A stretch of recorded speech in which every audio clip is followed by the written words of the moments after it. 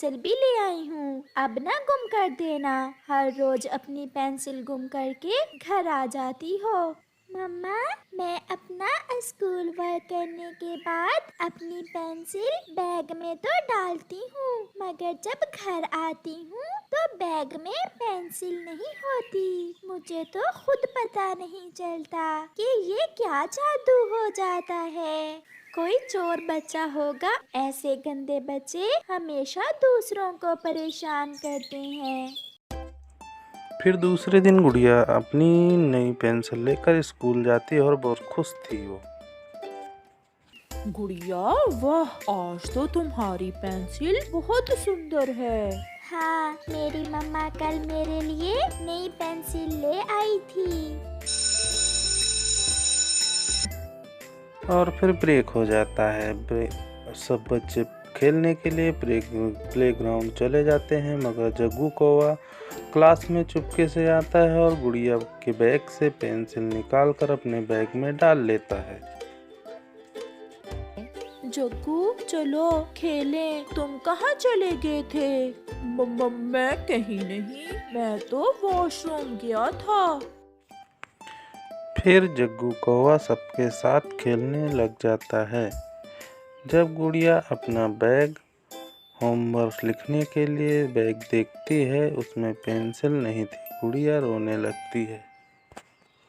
Pencil नहीं है मम्मा, मेरी पेंसिल नहीं है। गुड़िया बेटी, अपनी चीजों का ध्यान भी रखते हैं। अब इतने भी पैसे नहीं है मेरे पास, मैं आपकी पेंसिलें पूरी करूं या घर का चूल्हा जलाऊं।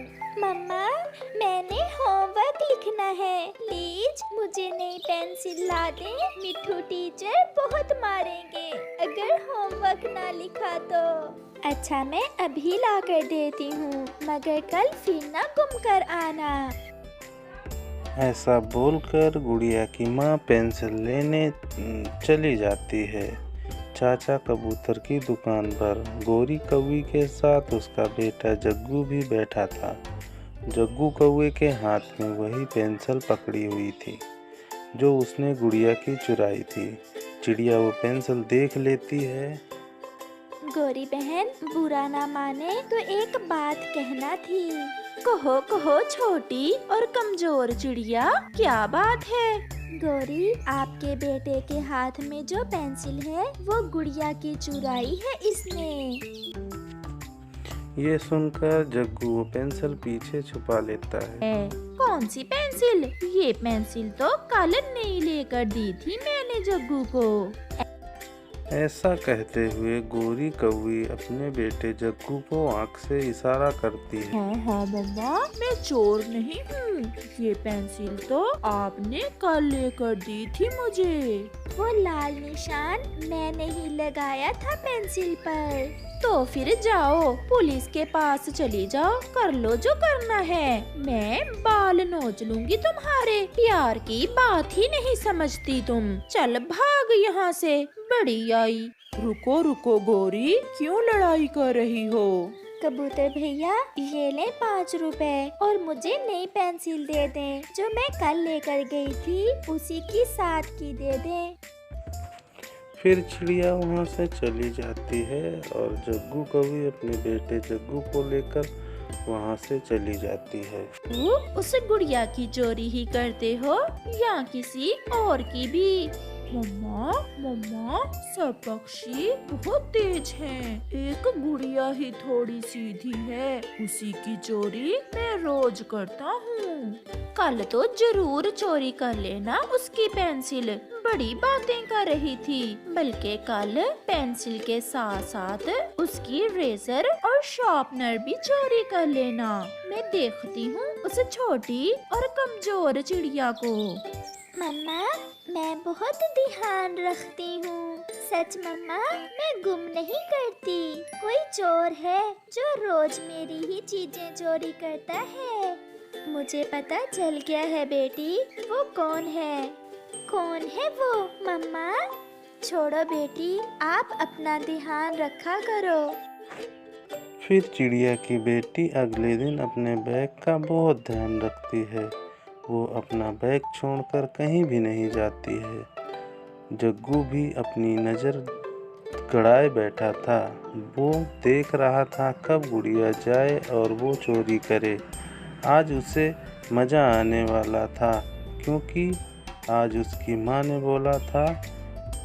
तभी थोड़ी देर के लिए गुड़िया वॉशरूम जाती है। मिल गया, मौका मिल गया। चल जग्गू। जग्गू कौवा तुरंत गुड़िया के बैग की सफाई कर देता है। गुड़िया आज बहुत खुश थी, क्योंकि वो आज उसे पूरा विश्वास था कि उसकी पेंसिल चोरी नहीं हुई है। मम्मा, मम्मा, आज मेरे पास ना तो पैसे हैं और ना ही मैं पेंसिल कहीं से उधार ला सकती हूँ। कल ही गोरी कव्वी से बहुत लड़ाई हुई है मेरी तुम्हारी पेंसिल को लेकर। गुड़िया रोए जा रही थी। मम्मा, आज तो मेरी रेजर और शार्पनर भी नहीं है। मेरा क्या दोष है मम्मा? मैं तो आज ब्रेक टाइम नहीं गई। मम्मा, ये रही गुड़िया की नई पेंसिल, ये रहा शार्पनर और ये उसकी रेजर। मम्मा, मैं तो उसकी किताबें भी चुराने वाला था, मगर वो आ गई। अब पता चलेगा छोटी और कमजोर चिड़िया को। कल बड़ी बातें कर रही थी। शाम को गुड़िया नदी पर पानी पीने जाती है। आज उसने अपना होमवर्क भी नहीं लिखा था। वो बहुत परेशान थी। वो जब से स्कूल से आई थी तब से रोई जा रही थी और फिर नदी से पानी पीती है और उड़कर दूर पहाड़ी पर बैठ जाती है। वो उस तरफ पहली बार गई थी। गुड़िया की नज़र जंगल की तरफ पड़ी। उसकी नज़र एक अजीब से पेड़ की तरफ जाती है। गुड़िया पेड़ के पास जाकर हैरान हो जाती है और उस पेड़ की पर कई प्रकार के पेंसिल, रबड़, शार्पनर लगे हुए थे। मैं नेकी का पेड़ हूँ। सदियों से ऐसे ही दुखी पक्षियों की मदद करता आया हूँ। गुड़िया बेटी, अपनी जरूरत के अनुसार चीजें लो और खुश हो जाओ। गुड़िया को अपनी आँखों पर विश्वास नहीं हो रहा था। अभी हमेशा ऐसे ही नेकी के काम करूंगी और कभी बुराई नहीं करूंगी। जाओ और जग्गू को उसके किए की सजा भी मिलने ही वाली है। फिर गुड़िया वहाँ से ढेर सारी पेंसिलें, ढेर सारी रबड़, शार्पनर सब तोड़ लेती है और खुशी खुशी घर चली जाती है। गुड़िया बेटी, ये सब कैसे लिया आपने?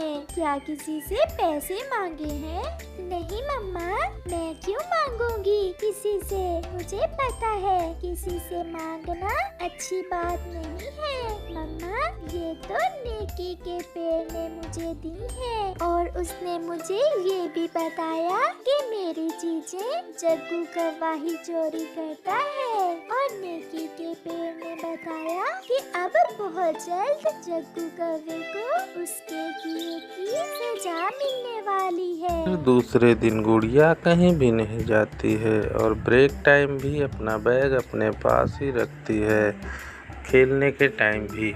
गुड़िया, अपना बैग तो रखाओ क्लास में। नहीं, मैं ऐसे ही ठीक हूँ और तुम जाओ यहाँ से। जग्गू कौवा अपनी चोरी की आदतों से मजबूर था और वो क्लास में जाता है और चील के बेटे के बैग में से किताब निकाल लेता है। पीछे से चील का बेटा चीलू आ जाता है और जग्गू को देख लेता है। फिर क्या था, चीलू के पंजे से बहुत तेज वो जग्गू पर पंजे मार के वार करता है। चोर कहीं के, मैं छोड़ूंगा नहीं तुम्हें। जग्गू के चेहरे से खून निकल रहा था और रो रहा था।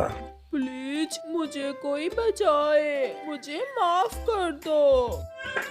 फिर मिट्ठू टीचर वहाँ आ जाते हैं और जग्गू को बचाते हैं और जग्गू को चोरी करने पर स्कूल से निकाल देते हैं और शाम को चील और गोरी के पास जाती है। मोटी और कमजोर कौवी अब तो दिया है छोड़। अगर फिर कभी तुम्हारे बेटे ने ऐसी हरकत की तो जान से मार दूंगी। थोड़ी दूर बैठी चिड़िया और उसकी बेटी गुड़िया यह देख और सुन रही थी। ये कहा था इस गौरी ने मुझे, और आज सबके सामने बेइज्जत हुई